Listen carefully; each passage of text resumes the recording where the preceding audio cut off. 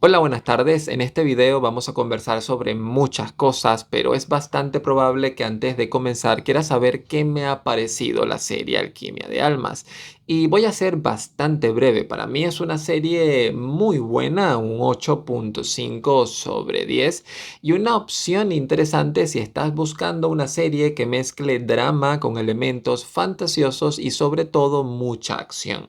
Además de ser una excelente oportunidad para experimentar algo que no suele ser común, y es que luego de haber visto a una protagonista principal desarrollando una historia aproximadamente durante las dos terceras partes de la misma, es inmediatamente sustituida por otra actriz cuando ya te habías encariñado con ella. Alquimia de Almas es una serie coreana que cuenta la historia de una poderosa hechicera que, siendo perseguida, intercambia su cuerpo con una mujer ciega para poder escapar, y en el proceso termina encontrándose con un joven de una familia de magos muy poderosa. La historia se desarrolla en Daejeon, un reino ficticio del cual no se tienen registros históricos ni geográficos. Este detalle es importante porque la serie está escrita por las hermanas Hong, hermanas que en Corea del Sur son bastante populares por su capacidad de poder desarrollar historias que mezclan elementos de la mitología tradicional coreana con historias de romance y fantasía que están adaptadas para el formato televisivo. Alquimia de Almas, cuyo nombre en coreano es Hwangwon, que significa encantamiento, es posiblemente una de las mejores demostraciones de sus capacidades. Al ser una historia donde aparentemente toda la fantasía está desconectada de nuestra realidad, cuando realmente la historia se construye sobre una base existente en el mundo material, el taoísmo. Pero claro, es bastante normal que nosotros no nos demos cuenta de ciertos detalles porque la cultura de Asia del Este nos queda bastante lejos, pero para eso estamos aquí. En el reino de Daejeon existe un encantamiento en particular cuyo uso está prohibido por su peligrosidad, el Hwang Won-sul, conocido como la alquimia de almas. Un encantamiento que permite intercambiar las almas entre dos cuerpos, pero no sin riesgos de por medio. Si durante el intercambio de almas el cuerpo rechaza la nueva alma que está dentro de él, la persona comienza a enloquecer hasta perder el control y terminar convirtiéndose en piedra. Para evitar esto existen dos alternativas. Una de ellas es poseer una reliquia otorgada por los cielos y que se conoce como la piedra de hielo, y la otra es alimentarte periódicamente de la energía vital de otras personas. O en otras palabras, acabar con sus vidas absorbiendo su energía. Esta serie ha tenido un éxito sorpresivo fuera de Corea, alcanzando unos niveles de audiencia que no se esperaba, sobre todo porque no es un K-drama de formato tradicional. Y en parte esto es gracias a la química de los protagonistas durante la primera temporada, pero también por la polémica que significó el cambio de protagonista femenina para la segunda temporada. Porque sí, aunque suele ser poco común que las series coreanas tengan más de una temporada, esta serie tiene dos temporadas y la segunda temporada está protagonizada por una actriz diferente. Una decisión que generó muchísima polémica y de hecho al día de hoy todavía hay bastante gente que rechaza esta decisión a pesar de que el cambio tiene una razón argumental. La decisión no fue producto de un conflicto con la actriz o una polémica en redes sociales o simplemente una cancelación de último momento, sino que responde al encantamiento prohibido, a la alquimia de almas. Un alma que cambia de cuerpo y por ende cambia de actriz. La serie introduce el Suki como la fuerza vital del agua que representa la energía celestial que desciende a la tierra para formar un vasto cuerpo de agua conocido como el lago Gyeongcheon-daejeon. El agua es un elemento fundamental de la historia y es que el encantamiento prohibido, la alquimia de almas, ocurre bajo un efecto visual que simula el estar bajo el agua, como si el alma estuviese vinculada al Suki, la fuerza vital del agua. Es curioso, pero en la filosofía occidental presocrática, en la filosofía de antes de Sócrates, algunos pensadores tenían la idea de que todo lo que existe se origina a partir del agua, o por lo menos tiene una relación directa con ella. Pero claro, eso es cultura occidental y aquí estamos hablando de cultura oriental antigua. El agua es símbolo de vida y los Sulsa aprenden a manipular esta energía mediante un entrenamiento espiritual que se asemeja mucho a las antiguas tradiciones taoístas, donde el control de la respiración, por ejemplo, permite la manipulación de la energía interna. El ki, el chi o ki, como lo quieras llamar, pareciera que las hermanas Hong han construido un reino ficticio sobre la base del taoísmo. No lo mencionan directamente, pero dejan bastantes pistas. ¿O acaso te parece casualidad que si un personaje se sumerge en este lago, de repente siente una conexión con su energía y puede llegar a tener una revelación, como si se tratase de una referencia a que mediante la meditación podría ser capaz de despertar un poder interno, tu poder interno? Quizá es que me estoy volviendo loco. En el combate cuerpo a cuerpo, los guerreros Sulsa, capaces de controlar la energía del agua, pueden dominar también distintas técnicas según el control que tengan sobre su propia energía. Una de las técnicas más difíciles de dominar en la serie es la llamada Tansu Bob, o en su versión resumida, Tansu. Una técnica que consiste en concentrar toda la energía en una pequeña gota de agua y con ella ser capaz de golpear a tu oponente ocasionándole un gran daño. Esta técnica tarda años en poder aprenderse, pero nuestro protagonista no es cualquiera y tampoco hay tanto tiempo como para estar esperando. Así que gracias a su increíble habilidad logra dominar esta técnica en muy poco tiempo y muy al estilo de Kung Fu Panda. Sí, Kung Fu Panda, la película del oso que practica artes marciales, que está en China y que curiosamente en una de sus películas también tiene una escena que involucra una gota de agua. El Tansu pareciera ser una técnica que refleja de alguna manera estas artes marciales que requieren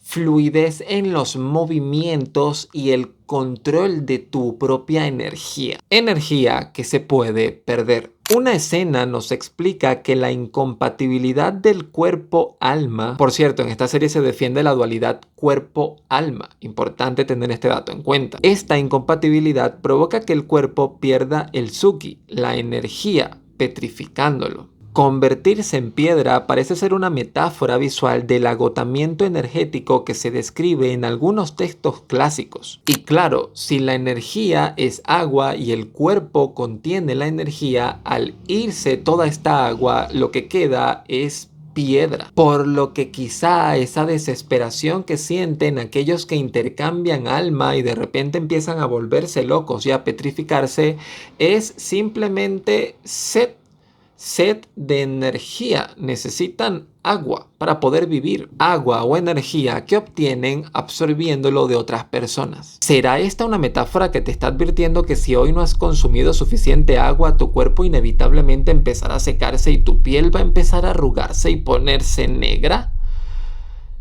No. La verdad es que eso me lo acabo de inventar, pero nunca es tarde para tomar agua, así que aprovecha este momento. Una leyenda budista del maestro Bodhidharma cuenta que siendo este el tercer príncipe de un país que queda al sur de la India, se convirtió al budismo y siendo monje viajó a China para difundir el Zen. Este maestro se dice que era un hombre apuesto, pero que cambió a la forma actual con la cual se representa hoy debido a que un monje taoísta le robó el cuerpo mientras este estaba practicando con sus poderes mágicos. Te cuento esto no solamente por la similitud de esta leyenda al tema de la alquimia o intercambio de almas, sino porque es probable que este personaje, que este maestro esté representado de cierta forma en la serie. El maestro Li es un personaje crucial para el desarrollo de la trama y se cuenta que no ocupa su cuerpo real, sino que tuvo que transferir su alma a otro cuerpo luego de que su discípulo cremara accidentalmente su cuerpo real al creer que éste había muerto. O mejor explicado, este maestro estaba practicando sus artes mágicas fuera de su cuerpo cuerpo cuando es conseguido por su discípulo, que al ver que su cuerpo estaba allí inerte, sin signos de vida, pues pensó que había muerto, por lo que decide cremarlo. Claro, cuando este maestro intenta regresar a su cuerpo, resulta que su cuerpo ya no existe, ya no está, y tiene que rápidamente buscar ocupar otro cuerpo para poder seguir existiendo. Y ese pequeño hecho de cremar el cuerpo es el que puede estarnos dando una pista. Y aquí me pueden corregir si estoy equivocado, pero tengo entendido que cuando el budismo y el confucianismo se encontraron por primera vez, chocaron justamente porque el confucianismo, entre otras cosas, no podía aceptar que el budismo cremara los cuerpos de los fallecidos. Para los protectores del confucianismo, pues esto era una falta de respeto. ¿Era acaso budista el maestro Li? A lo que voy es que el sincretismo detrás de la construcción de la historia de esta serie la convierte en una fuente interesante para conocer parte de la cultura tradicional de Asia del Este, y más específicamente la cultura coreana, que es el resultado de mezclar pensamientos indígenas, taoísmo, confucianismo y budismo para conformar un resultado nuevo. Un proceso que en filosofía coreana estudiamos como la adaptación disruptiva y que en Corea del Sur algunos pensadores llaman la cultura kimchi, un tema que ya hemos tratado en otra ocasión. Songrin, por ejemplo, es la institución más poderosa de Daejeon y que guarda cierta similitud con Sodo, un concepto histórico religioso que da pie a estos espacios sagrados rodeados de árboles y que representan la conexión con la naturaleza y lo divino. También juega un papel relevante el uso de la cosmología y la relación del protagonista masculino con la Osa Mayor, una estrella del firmamento que lo conecta con la piedra de hielo y con un destino inevitable: convertirse en el nuevo rey. Y es que recuerdo que mientras veía la serie bromeaba con que estaba viendo una versión coreana de Jesús. Estamos hablando de un bebé que nace y cuyo nacimiento es anunciado por una estrella en el firmamento. Esta estrella además profetiza la aparición de un ser que, enviado de los cielos o de un poder celestial, viene al mundo a salvarlo. El rey se entera de esto y, teniendo miedo a que este nuevo ser ponga en riesgo su poder, decide mandar a matarlo, por lo que el bebé es escondido y sus poderes desaparecidos. No aparecen sus poderes hasta pasado un buen tiempo, cuando ya es adulto. Esto que te estoy contando es la historia de Alquimia de Almas. Un Jesús que, por cierto, ve cómo el Espíritu Santo baja sobre él en un acontecimiento canónico que se ha llamado en la Biblia como el bautizo. Bautizo que se hace nada más y nada menos que ¿en dónde? En el agua.